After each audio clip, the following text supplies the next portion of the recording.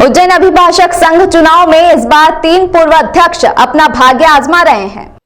Ujjain bar association के चुनाव इस बार दिलचस्प होने जा रहे हैं क्योंकि अध्यक्ष पद के लिए 3 पूर्व अध्यक्ष दावेदारी कर रहे हैं।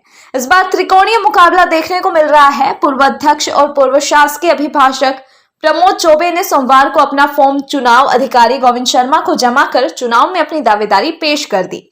अभी तक केवल पूर्व अध्यक्ष अशोक यादव और सुरेंद्र चतुर्वेदी ने ही फॉर्म भरा था, मगर प्रमोद चौबे ने फॉर्म भरकर चुनाव को दिलचस्प बना दिया है। मीडिया से चर्चा में प्रमोद चौबे ने बताया कि मैं बार की गरिमा को पुनः स्थापित करूंगा। सीनियर और जूनियर वकीलों के काम को प्राथमिकता से पूरा किया जाएगा। उधर चुनाव में फॉर्म भरने वाले अशोक यादव और सुरेंद्र चतुर्वेदी ने भी बार की भलाई के लिए काम किए जाने की बात कही है।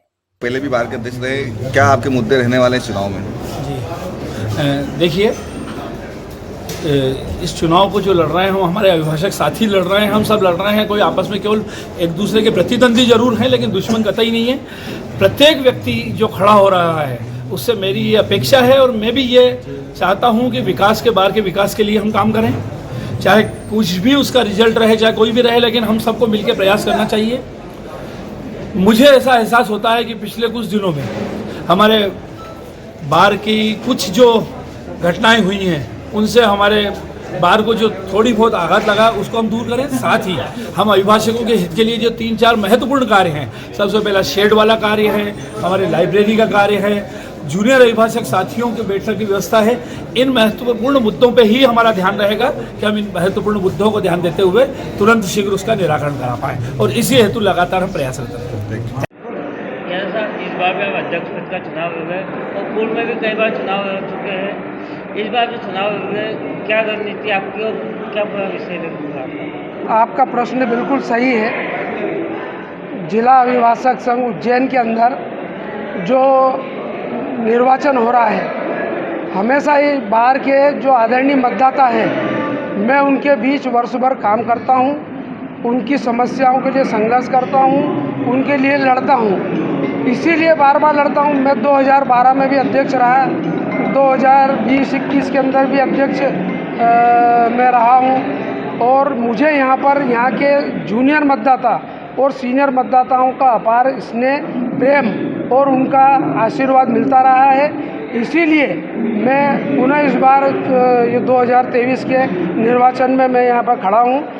मैं चाहता हूँ कि मेरे द्वारा जो शेष जो कार्य रह गए थे उसको पूर्ण करने के लिए मैं पुनः मैदान में आया हूँ, जिसमें हमारे अभिभाषकों को नवीन न्यायालय भवन के अंदर यहाँ पर अभिभाषकों के लिए वाहनों के रखने के लिए न धूप में और पानी के बचाव के लिए शेड का नहीं है, तो शेड के निर्माण के लिए पहले मैंने प्रयास करे थे और अभी भी माननीय सांसद जी से मैंने चर्चा की थी और मैं चाहता हूं कि मैं उसका कार्य को पूर्ण करूंगा।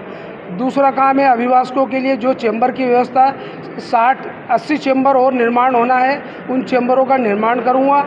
यहाँ पर जो मेरे द्वारा माननीय मध्य प्रदेश शासन के मंत्री मोहन यादव जी द्वारा नई कोर्ट के बाहर MR10 से जोड़ने के लिए जो 4 लेन का मैंने प्रस्ताव रखा था, उसके निर्माण में जो भी तकनीकी खामी आ रही है उसको उनसे मिलकर उस रोड का निर्माण पुनः चालू कराऊंगा और अभिभाषकों के हित के लिए सदैव लड़ता रहा हूं और उनके बीच संघर्ष करता रहूंगा। आपका नाम?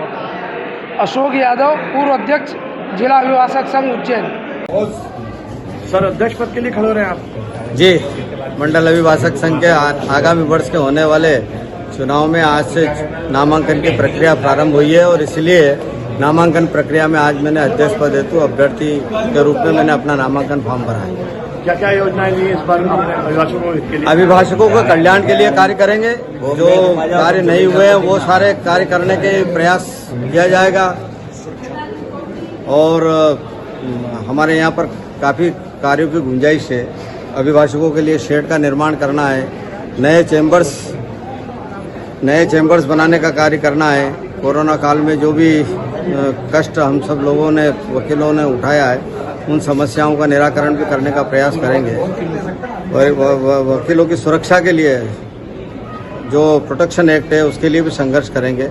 ऐसे कई कार्य हैं। लाइब्रेरी को अपडेट किया जाएगा, उसके साथ साथ में विकास की कई योजनाएं हमारे यहाँ रास्ता निकालने का एक बड़ा काम है।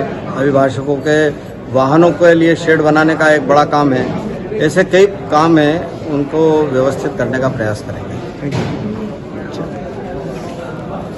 धन्यवाद। अभी क्या कहना चाहेंगे आप इस बार अध्यक्ष पद के चुनाव के लिए? जैसा कि आप